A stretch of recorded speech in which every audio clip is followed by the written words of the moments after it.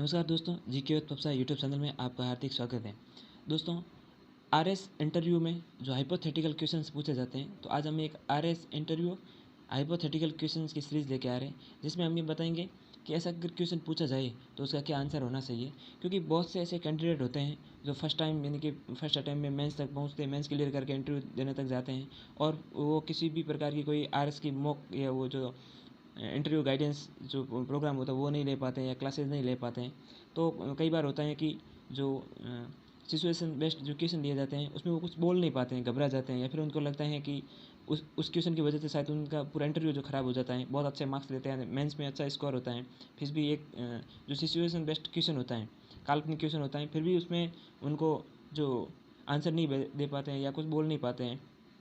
या अपना कोई स्टैंड नहीं ले पाते हैं, उसकी वजह से उनका जो इंटरव्यू ख़राब हो जाता है। तो हम कोशिश करते हैं आज एक ऐसी सीरीज़ लेके आएँ, क्योंकि काफ़ी जो मैसेज आए हैं टेलीग्राम से हो या फिर इंस्टाग्राम से हो और कमेंट भी आए हैं कि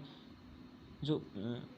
हाइपोथेटिकल क्वेश्चंस या सिचुएशन होती है उसमें हमारा क्या रिएक्शन होना चाहिए और उस सिचुएशन से हम निपटने के लिए क्या करें। क्योंकि देखो, हाइपोथेटिकल सिचुएशन आए इंटरव्यू के दौरान तो आपको कुछ ना कुछ बोलना पड़ता है, क्योंकि आगे जाके आप भी जो प्रशासक बनने जा रहे हैं और आप ही निर्णय लेने वाले हैं, क्विक निर्णय लेने हैं वो भी आप में, और डिसीजन मेकिंग पावर आदि हम प्रशासक के गुण पढ़ते हैं उसमें उसमें से एक ये भी होता है। तो ऐसी कंडीशन में हम किस प्रकार निपट सकते हैं उसके लिए आज हम ये सीरीज़ लेके आए। और कहते हैं कि हाइपोथेटिकल सिचुएशन का कोई भी यूनिवर्सल आंसर नहीं होता है, फिर भी हम इसमें कीवर्ड तो नहीं लिख पाते हैं या नहीं लिखेंगे, क्योंकि देखो कीवर्ड नहीं लिख सकते हैं क्योंकि कोई ज़रूरी नहीं कि यही कीवर्ड हो, लेकिन हाँ हम इस पर डिस्कस करेंगे कि ये आप जवाब दे सकते हैं या फिर ये आपके स्टेप हो सकते हैं।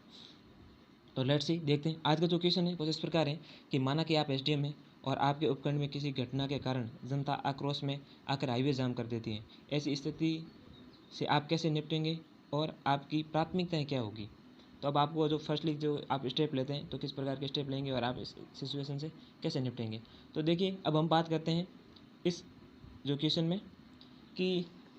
हम क्या बोल सकते हैं। हम शुरुआत में ये कर सकते हैं कि सर, हम सबसे पहले वहाँ घटनास्थल पर जाके समझाइश कर सकते हैं, यानी कि जो भी जन आक्रोश हैं उनसे बात की जा सकती है और उनको समझाया जा सकते हैं कि प्रशासन को अपना काम करने दीजिए, आपकी जो भी इश्यूज़ हैं उसको हम सॉल्व करने के लिए तैयार हैं, आपकी क्या डिमांड है आप बताइए। तो देखिए, वो सीधा अब इंटरव्यूअर आपसे पूछेगा, अच्छा आप डायलॉग तो या जो संवाद की बात करते हैं कि आपको लगता है कि भीड़ में आपसे कोई बात करेगा, क्योंकि वहाँ बहुत बड़ा जन आक्रोश है और नेशनल हाईवे जाम कर रखा है, हाईवे जाम कर रखा है और बहुत बड़ा क्राउड है, कि आपसे कोई बात करने को तैयार होगा। फिर आप कह सकते हैं कि सर, वहाँ के जो भी जनप्रतिनिधि है, जैसे मान लीजिए सरपंच है, वहाँ के प्रधान है या फिर वहाँ के एमएलए एमपी या जो भी, उनसे हम बात करने की कोशिश करेंगे और जैसे जनता को समझा के वहाँ से कर्फ्यू हटाने की सॉरी जो भीड़ है उसको हटा करके हाईवे को वापस खुला किया जा सकता है। तो फिर भी वो कहेंगे कि आपको क्या लगता है कि जनता आपके कहने से मान जाएगी, फिर आप क्या करेंगे, फिर भी आपकी नहीं माने। देखो, वो फिर ऐसे बोलते रहेंगे, वो आप सोचते हैं कि वो नेगेटिव क्यों जा रहे हैं, वो इसलिए जा रहे हैं कि आपने जो भी स्टैंड लिया है, यानी कि आपने जो भी स्टैंड लिया है कि यानी कि आप वहाँ जो भी बोल रहे हैं वो सोचते हैं कि क्या आप अपने अंतिम जो आप कह रहे हैं ना अंतिम निर्णय, क्योंकि एक सिविल सेवक को या प्रशासक को अपने निर्णय पर अडिग भी रहना पड़ता है, अपना जो भी स्टैंड लिया उस पर उसको कायम रहना पड़ता है। तो क्या आप अंत तक लड़ते हैं या नहीं रह पाते हैं या अपने ही जो मतलब कहते हैं स्टैंड लिया उसे मुकर जाते हैं, इसलिए वो आपको बार बार कहेंगे कि अगर फिर भी नहीं हुआ तो, फिर भी नहीं हुआ तो। अब आगे आप इतना बता दिए फिर भी वो नहीं मान रहे, तो आप कह सकते हैं कि सर, हम ऊपर से अधिकारी को बात करेंगे, एडीएम साहब से या जो कलेक्टर डीएम साहब हैं उनसे बात कर सकते हैं कि सर, सिचुएशन बहुत आगे क्रिटिकल होती जा रही है और पब्लिक मान ही नहीं रही है, तो आप थोड़े पुलिस फोर्स भेजिए। तो आप वहाँ पुलिस फोर्स मंगवा सकते हैं और आप पुलिस फोर्स मंगवाते ही ज़्यादातर कैंडिडेट कह देते हैं कि सर, लाठीचार्ज कर देंगे या हल्का बल प्रयोग कर देंगे। ये ही इस क्वेश्चन का जो मेन जो टर्निंग पॉइंट है वो यही होता है। यहाँ के लोग क्या है कि यही लास्ट बोल देते हैं और यहाँ से शायद आपका इंटरव्यू ये क्वेश्चन में आप गड़बड़ कर बैठते हैं, इंटरव्यू ख़राब कर देते हैं। आपको सीधे लाठी चार्ज तक नहीं पहुँचना है, उससे पहले बहुत सारे स्टेप्स हैं उसको भी आप फॉलो कर सकते हैं। आपने समझाइश कर दी, माने नहीं, चलो ठीक है। उसके बाद आपके पास अब जैसे आप उन पे वाटर कैनन का प्रयोग कर सकते हैं, यानी कि पानी का छिड़काव कर दे, हो सकते हैं जो जनता है वो भाग जाए। अब देखो, वाटर कैनन का प्रयोग मतलब ये है कि हो सकता है कि मामला सर्दी में हुआ, कोई ज़रूरत है नहीं गर्मी में हुआ या जब भी हुआ हो। तो सर्दी में अगर पानी फेंकने से लोग सामान्यतः भाग जाते हैं और आप भी देखते हैं बहुत बहुत बार ऐसी घटनाएं हुई हैं। और वो कहेंगे, मान लीजिए आप सुबह से शाम हो रही है, पब्लिक हट ही नहीं रही है, फिर आप क्या करोगे। तो देखो, ये सब पूछने की बात है, लेकिन आपने भी देखा होगा ऐसा बहुत बार कम होगा, रेयर केस में हुआ होगा कि एक छोटे से भगदड़ की वजह से हाईवे मतलब सुबह से शाम तक जाम हो, ऐसा नहीं होता है, क्योंकि वहाँ हट ही जाते हैं। क्योंकि 1-2 घंटे होने के बाद और आपको पता है हाईवे पे विभिन्न लोग आते जाते हैं और उसमें हो सकता है कि कोई प्रसूता भी हो जो डिलीवरी करवाने के लिए एम्बुलेंस में जा रहे हो, वो लोग भी हों, या कोई बहुत क्रिटिकल सिचुएशन में बीमारी से जूझ रहा हो, उसको हॉस्पिटल पहुंचाना हो, तो प्रशासन को सब पता होता है। तो वो जल्दी से जल्दी कार्रवाई करके, अगर वो मतलब पुलिस स्तर से यानी कि उपखंड स्तर से नहीं मामला निपटता है तो ADM आ जाते हैं, जिला कलेक्टर, पुलिस SP तक आ जाते हैं और सिचुएशन से बाहर निकाल देते हैं और जैसे भी करें हाईवे वापस ओपन करवा देते हैं। तो वो आपको ऐसे पूछते ही रहेंगे, अब क्या करोगे आप, अब क्या करोगे। अब आप इस कंडीशन में ये और जवाब दे सकते हैं कि सर वहाँ शुरू में जैसे पुलिस आ गई है और पुलिस आने के बाद वहाँ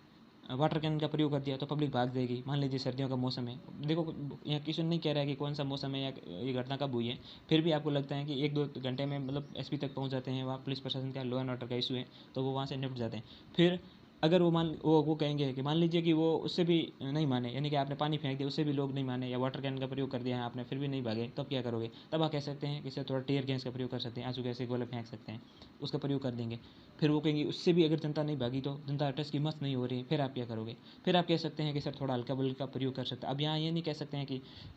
हल्का बल का प्रयोग का मतलब ये है, क्योंकि वहाँ SDM के पास पावर है कि वो धारा 144 लगा सकता है, कोई भी लोग 4 से ज़्यादा इकट्ठे नहीं हो सकते हैं, क्योंकि यहाँ लॉ एंड ऑर्डर का इशू हो गया है और अशांति का माहौल हो रहा है। तो ये पुलिस प्रशासन के पास ये पावर है कि वो SDM के थ्रू वहाँ धारा 144 लगा सकती है। 5 लोगों को इकट्ठा ही नहीं होने दे रहा तो लोगों को भागना पड़ेगा और वहाँ हल्का बल का प्रयोग ये हो सकता है। ऐसे ही नहीं आप लोगों को मार दें, ऐसा नहीं होता है कि लोगों को आप मार के भगा दें, मतलब जहाँ धारा 144, फिर कर्फ्यू की जो सिचुएशन है वो लगा सकते हैं, लोग वहाँ आएंगे नहीं, फिर लोगों को हटाया जा सकता है। तो कुल मिला के हम ये बात कर सकते हैं कि ऐसा अगर क्वेश्चन पूछा जाए तो आपके पास इस प्रकार से स्टेप बाय स्टेप आंसर होने चाहिए। कोई एक आंसर कि कहते हैं यूनिवर्सल जो क्वेश्चन होता है,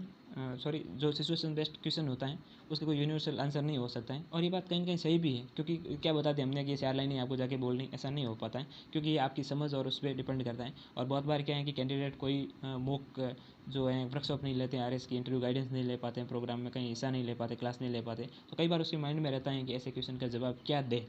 तो उम्मीद करता हूँ मैंने अपने जो अनुभव विभिन्न प्रकार के जो मॉक इंटरव्यू देखे हैं, और मैं भी एक RS एस्पिरेंट हूँ, तो मैं भी ये फील करता हूँ कि एक RS एस्पिरेंट का जो दर्द है या फीलिंग है वो एक RS एस्पिरेंट ही समझ सकते हैं। क्योंकि हम मेंस में भी देखते हैं बहुत सारे टॉपर्स हो या जो गाइडेंस या मेंटर होते हैं वो कहते हैं कि आपको ये लिख देना चाहिए इन आंसर में, लेकिन एग्जैक्ट एक जो कैंडिडेट है वो सोचता है कि शुरुआत कैसे करें, कहाँ से हम लिखना शुरू करें, उसके माइंड में ये रहता है और वो कोई नहीं बताता। ये हमारी समझ और हमें अपने हिसाब से करना पड़ता है। तो मैंने ये कोशिश की है कि एक बहुत बार कैंडिडेट का आया कि हाइपोथेटिकल क्वेश्चन में क्या करें, क्या कैसे आंसर दें, तो मैं सोचता हूँ कि आप इस प्रकार के भी इसके आंसर दे सकते हैं। ऐसा कोई भी ऐसी घटना हो सकती है, ये तो हम मतलब ऐसे ही सामान्य 1-2 क्वेश्चन ले रहे हैं, या फिर हमारी ये जो सीरीज़ रहेगी हाइपोथेटिकल बेस्ड क्वेश्चन के ये कंटिन्यू आएगी, क्योंकि अभी RS को इस तरह की इंटरव्यू है आगे कब होने वाले हैं, जब भी ऐसी अगर किसी से कोई क्वेश्चन पूछा जाए तो वो अपना आंसर दे सकें और अपना इंटरव्यू में अच्छी परफॉर्मेंस करके अच्छे नंबर ला सकें, जिनको अच्छी रैंक मिले और उनका सिलेक्शन भी हो। तो उस प्रयास से हम ये जो है एक नई पहल या इनिशिएटिव शुरू कर रहे हैं। तो आशा करते हैं हमारा जो ये प्रयास है आपको पसंद आया होगा। अगर हमारा ये वीडियो आपको पसंद आए तो इसको लाइक करिए, शेयर कीजिए, कमेंट कीजिए और चैनल को सब्सक्राइब कीजिए। धन्यवाद।